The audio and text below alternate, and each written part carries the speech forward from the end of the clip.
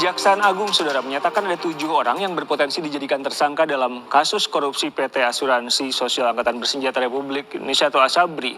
7 calon tersangka itu diungkap Jaksa Agung Sanitiada Burhanuddin saat melakukan rapat kerja dengan Komisi 3 DPR. Jaksa Agung menyatakan Jamhitsus telah menerbitkan surat perintah penyidikan atau sprindik. Kasus ini memang menjadi perhatian setelah kasus yang hampir sama juga terjadi di Asuransi Jiwasraya.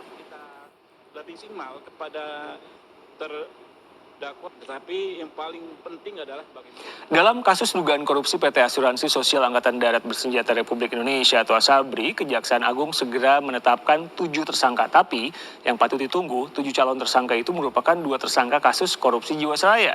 Dalam penyidikan kasus ini, Kejaksaan Agung telah memeriksa 18 orang sebagai saksi. Kasus korupsi yang ditangani Kejaksaan Agung ini berkaitan dengan dugaan korupsi pengelolaan keuangan dan dana investasi PT ASABRI periode 2012-2019. Kalau kita melihat kasus korupsi Jiwasraya, sejumlah terdakwa sudah dinyatakan bersalah di pengadilan. 2 diantaranya adalah Dirut PT Hansen International Beni Cokro Saputro dan Komisaris Utama PT Trada Alam Minera Heru Hidayat. Keduanya dihukum seumur hidup karena terbukti melakukan korupsi dan tindak pidana pencucian uang. Kita masih akan menunggu penyidikan dari Kejaksaan Agung apakah 2 nama itu ikut terlibat dalam kasus korupsi PT ASABRI atau tidak.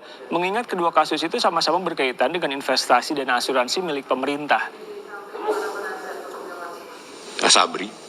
ASABRI ini khusus ASABRI karena pelaku, mohon maaf, pelaku ASABRI dengan Jiwasraya itu memang sama untuk yang 2. Tapi ini ada 7 orang calonnya, bisa lebih lagi. Tetapi yang 2 ini sama antara asuransi Jiwasraya dengan asuransi ASABRI ini. 2 ini sama. Dan insya Allah asetnya masih ada. Yang kemarin udah kami sita itu sekitar 18 T. Itu masih ada, jadi kami akan lacak terus sehingga walaupun mungkin akan berat. Berdasarkan perhitungan Badan Pemeriksa Keuangan, potensi kerugian negara dari korupsi PT ASABRI mencapai 22 triliun rupiah. Dengan potensi kerugian sebesar itu, Kejaksaan Agung telah menyita aset senilai 18 triliun rupiah dari pihak yang terlibat. Untuk itu, Kejaksaan akan terus melakukan pelacakan dari aset yang bisa mengembalikan kerugian negara. Jika dibandingkan dengan kasus korupsi Jiwasraya, Saudara, nilai kerugian PT ASABRI jauh lebih besar. Dari perhitungan BPK, kerugian akibat korupsi Jiwasraya sebesar 16,8 triliun rupiah. Dari jumlah itu, 4 triliun rupiah dari kerugian investasi saham dan 12 triliun rupiah akibat investasi dana reksa. Lebih lengkap soal modus korupsi PT ASABRI, kami bahas dengan Dekan Fakultas Hukum Universitas Pakuan sekaligus pakar hukum tindak pidana pencucian uang Yenti Ganasi. Mbak Yenti, selamat sore dengan Riko. Selamat sore Mas Riko. Mbak Yenti, kalau tadi Jaksa Agung bilang ada 7 calon tersangka. Kalau kita berkaca pada kasus Jiwasraya karena kasusnya dianggap mirip-mirip, menurut Mbak Yenti tanpa mendahului proses hukum, kira-kira siapa saja yang bisa kena?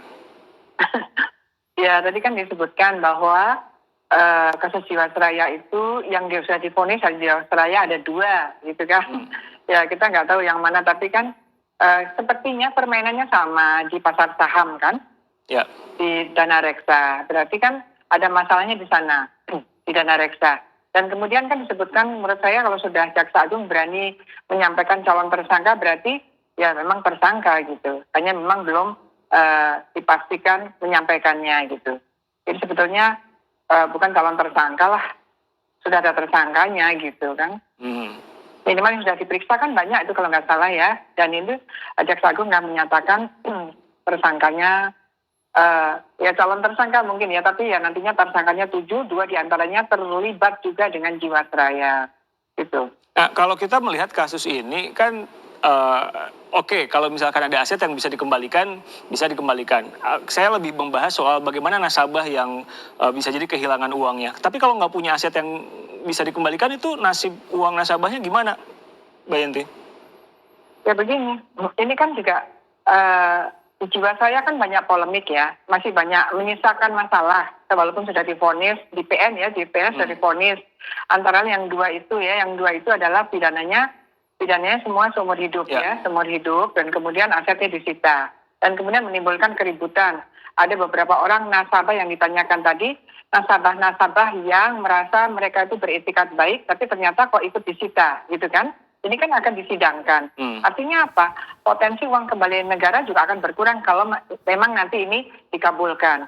Nah, berkaitan dengan hal ini, tentu harus di-tracing ya. Di-tracingnya itu betul-betul dari para pelaku yang 7 ini, uang hasil korupsi di Asabri itu dialirkan kemana saja. Kalau ke dana reksa, yang mana? Kemudian turunan dana reksa itu harus dilihat.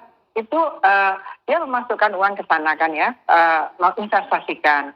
Kemudian ada orang beli sahamnya, kan begitu ya. Nah, ini betul-betul harus dipilah yang mereka yang beli saham yang memang betul-betul beretikat baik, itu harus juga ada perlindungan dengan proses hukum yang betul.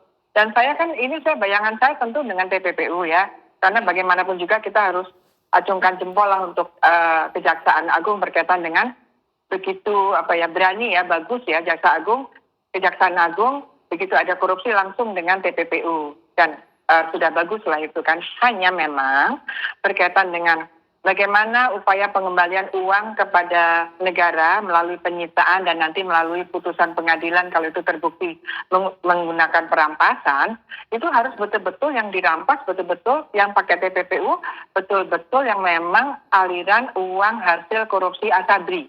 Nah gitu. Kepada mereka siapapun, bisa jadi mereka tidak terlibat korupsi di Asabri, tetapi orang-orang yang menikmati menerima itu, paling tidak dia harus punya bahwa dia itu tidak punya etikat baik, dia itu patut menduga bahwa dia berkaitan dengan uang hasil kejahatan. Dan itu mudah dibuktikannya, Mbak Yenti. Harus hati-hati. Ya? Membuktikannya susah dong kalau misalkan itikat baik, itikat buruk dan tadi. Oh, penelusuran kan. Nah, ini makanya kalau itu di reksadana, makanya kan ini ada pengawasannya kan, OJK, ya kan OJK. OJK pasti tahu lah. Kan misalnya TPPU tidak boleh nomini. Ada nggak yang nomini? Berarti kalau nomini sudah ada indikasi dia sebenarnya patut menduga gitu. Karena nomini tidak boleh. Gitu. Kalau udah nomini ya saya kira itu terlibat gitu. Karena pada mereka lah nanti yang nomini misalnya atau orang-orang yang tidak beretikat baik itu begini. Beretikat baik itu kita harus lihat nasabah-nasabah ini ketika dia menginvestasikan uangnya di reksadana, itu polanya apa, bagaimana kalau memang mereka memang merupakan nasabah yang berkaitan dengan dinamika reksadana, ya itu harus dijaga. Kenapa? Karena pasar modal ini kan masalah kepercayaan juga, trust.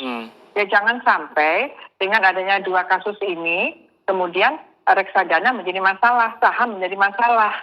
Padahal sekarang ini masalah saham akan segera dinaikkan berkaitan dengan percepatan pemulihan ekonomi nasional. Nah, ini juga harus dijaga. Gitu. Nah, kenapa saya tadi tanya soal pengembalian aset? Karena pasti ada nasabah yang khawatir kan ketika ada kasus korupsi semacam ini. Nah, ini kan gampang ya, koreksi saya kalau salah, si PT Asabri ini oknumnya masukin uang ke reksadana dan saham, jumlahnya gede banget, 10 dan 13 triliun. Modus-modus semacam ini menurut Mbak Yenti kenapa bisa tetap dilakukan? Apakah pengawasannya yang memang loss atau gimana? Ya, sebetulnya kan kalau kita berbicara berkaitan dengan hasil korupsi dan kemudian masuk ke reksadana misalnya ya, itu berarti kita berbicara TPPU, itu harus dipastikan dulu. Paradigma penegak hukum harus di situ. Artinya kita langsung menukik kepada ini masalah TPPU. Karena ada uang Asabri dimasukkan ke reksadana. Itu besar sekali. Padahal reksadana termasuk lembaga keuangan yang harus melaporkan kalau ada transaksi-transaksi seperti itu, masuk uang, masukan dan sebagainya, itu kepada PPATK. Gitu kan? Selain memang ada pengawasan dari OJK. Jadi kan asuransi dan lain sebagainya itu juga harus ada pelaporan-pelaporan kepada PPATK untuk melihat kok kenapa ada uang tinggi sekali, patutkah ini dicurigai, paling tidak itu dilaporkan. Seandainya ada reporting obligation, kewajiban pelaporan itu dilakukan, tentu kan kita tuh kecewanya begini loh. Begitu ada terungkap, ini sudah sekian lama, dan kerugian negara sudah sekian besar, sehingga pada akhirnya bisa berdampak pelacakannya sulit gitu kan. Ya, karena udah kelamaan. Akhirnya apa, uang terlalu lama, karena uang negara menjadi hilang kan, bisa berpotensi seperti itu. Ya, jadi bukan berarti nanti kalau Kejaksaan Agung seperti Jiwasraya kan cepat tuh, kita juga angkat topi untuk Kejaksaan Agung kan. Tapi kan itu cepat karena terungkapnya sudah lama baru terungkap gitu kan. Sama ini nanti kalaupun seperti apapun cepatnya, karena terungkapnya lama, karena mekanisme-mekanisme yang lain itu nggak berjalan, sehingga ada potensi-potensi, ada uang hasil kejahatan korupsi di Asabri masuk ke reksadana, baru ketahuan sekarang, padahal dari 2012 ya kalau nggak 12 salah. 2019 ya. Jadi sebetulnya harusnya bisa dicari tahu dari awal karena ada dana mencurigakan masuk reksadana atau saham itu. Kenapa itu mekanisme apa yang bolong?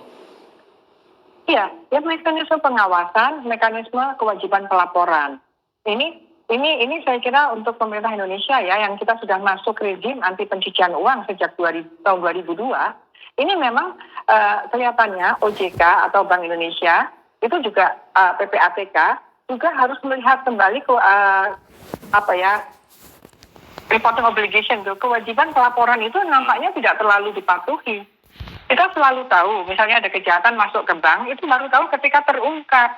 Artinya apa? Ada beberapa bank yang memang mengabaikan kewajiban pelaporan. 500 juta ke atas harus lapor. Atau berapapun, kalau mencurigakan lapor. Ini nampaknya di dalam pengungkapan kejahatan korupsi, itu nampaknya tidak jalan. Nah ini mungkin harus ada evaluasi terhadap aturan itu. Bahwa bagaimana kalau penyedia jasa keuangan yang harus lapor kepada PPATK ketika ada transaksi mencurigakan atau transaksi 500 juta ke atas tidak lapor. Jangan hanya sekedar denda 250 juta. Sekarang itu hanya denda 250 juta. Ya mungkin mereka berani melakukan. Kenapa? Karena dengan 250 juta mereka masuk triliunan gitu kan. Nah ini juga harus dievaluasi. Oke, ada beberapa hal yang harus dievaluasi, itu kuncinya. Terima kasih Bu Yenti Ganasih, pakar tindak pidana pencucian uang, meluangkan waktu untuk Kompas Petang. Berikutnya kami akan hadir dengan informasi kepolisian memeriksa penyanyi Nindi Ayunda terkait kasus narkoba.